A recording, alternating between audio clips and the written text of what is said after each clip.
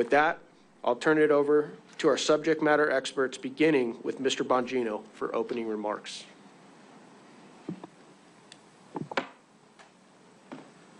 Well, thanks for your time. Thank you for doing this. Sound okay? Everybody hear me back there? Yeah. Great. Fantastic.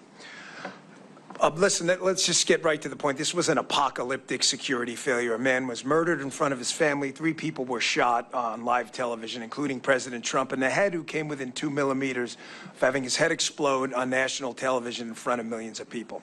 There's no sugarcoating it. It's no time for BS. Unfortunately, as Congressman Crane and Mills both indicated, the story seems to have been vanquished to the phantom zone of media coverage. It's amazing how we're still talking about JFK's assassination, but nobody seems to want to talk about President Trump being shot in the head on national television, despite the fact that we have no answers. So I have 5 minutes, so I want to keep it quick, and I want to make 3 points. I worked in the Secret Service for 12 years. I loved it. I worked with some really amazing men and women who gave everything. I mean, a couple of them literally gave everything. I know guys who've gotten bizarre diseases overseas, like chikungunya fever and protection operations.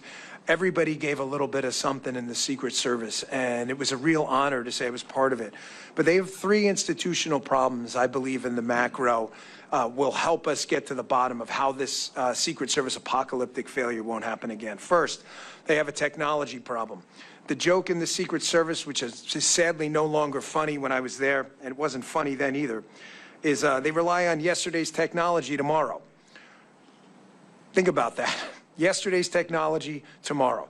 Everything from computer systems that waste agents' times, filling out time and attendance records they were doing, to Congressman Crane and I discussing the fact that they only implemented slings, a technology as old as the wheel, about, I don't know, 5 or 6 years into my time in the Secret Service, which is embarrassing.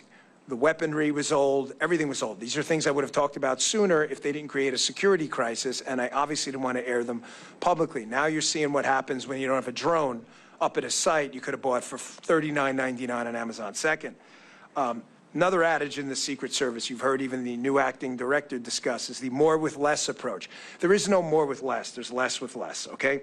The Secret Service more with less approach only works if you produce more. That's how capitalism works.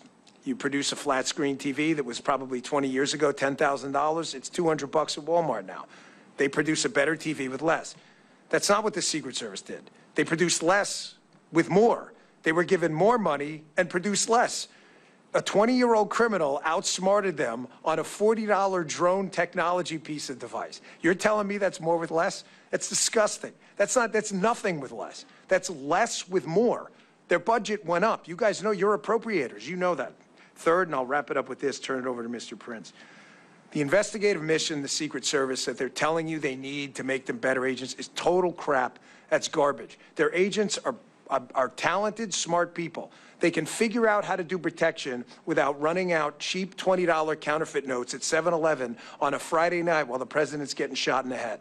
How is it we have a DEA, we have an FBI, we have TIGTA, the IRS, CBP, and 1,000 other entities with a $6 trillion budget, which I know a lot of you guys have been fighting against this grotesque spending. $3 billion goes to the Secret Service, and we're wasting time running out counterfeit notes. It's a serious problem, counterfeiting. Granted, it might be a legacy item. They started doing counterfeiting. That's not what we do now. Get rid of the investigative mission, turn it over to other people, let them do what they do best and should do best. Protection. Thanks a lot for your time. Thank you for doing this. Thanks to the panelists as well and everyone attending. Appreciate it.